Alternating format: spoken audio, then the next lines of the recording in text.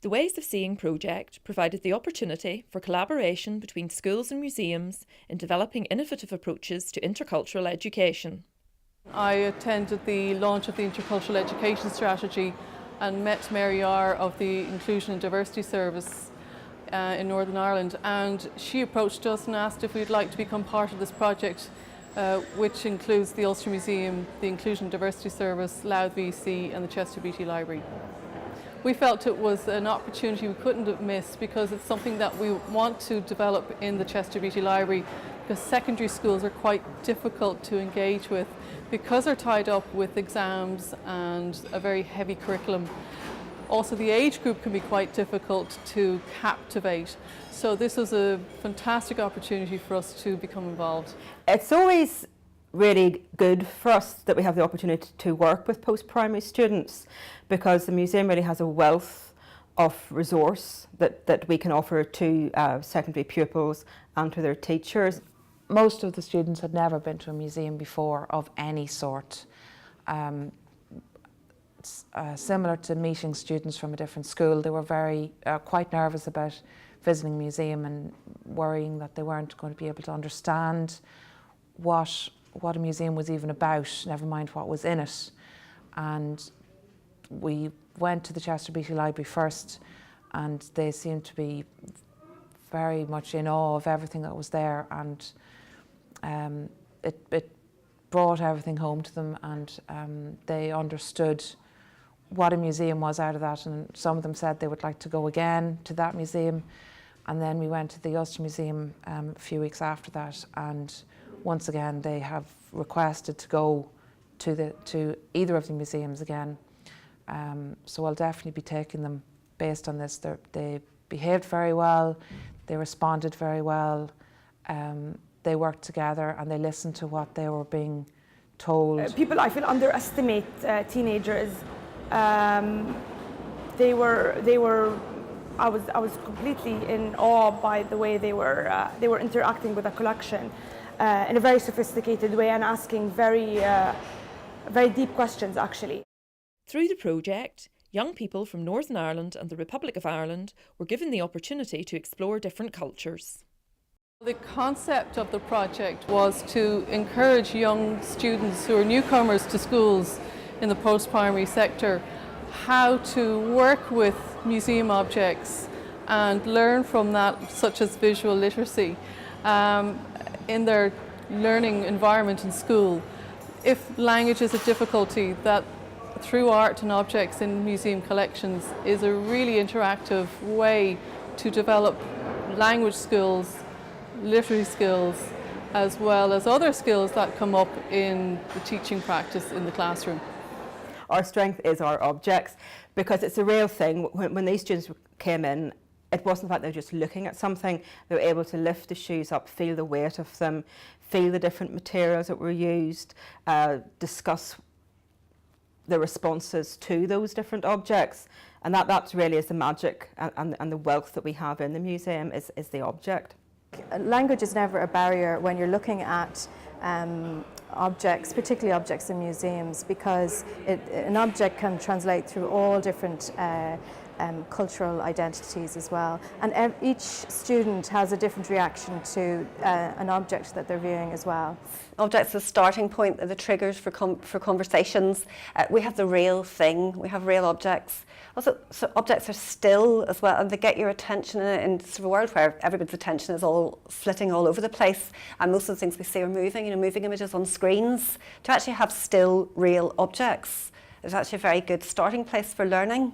When you're reading something from a book, it's like you have to make it up in your head. It's like your own kind of imagination. When it's actually put in front of you, it's like, oh wait, this is kind of real.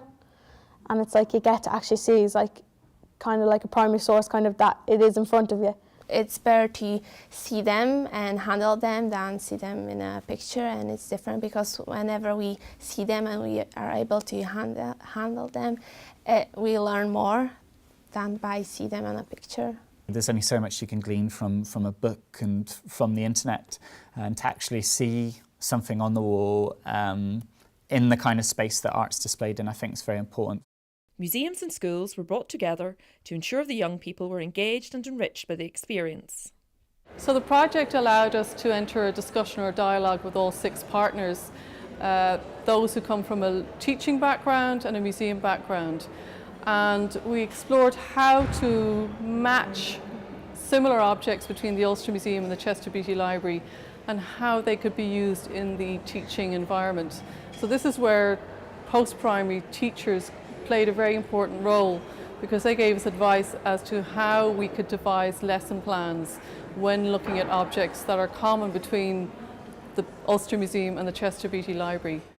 The 2 schools attended workshops in both the Ulster Museum in Belfast and the Chester Beatty Library in Dublin.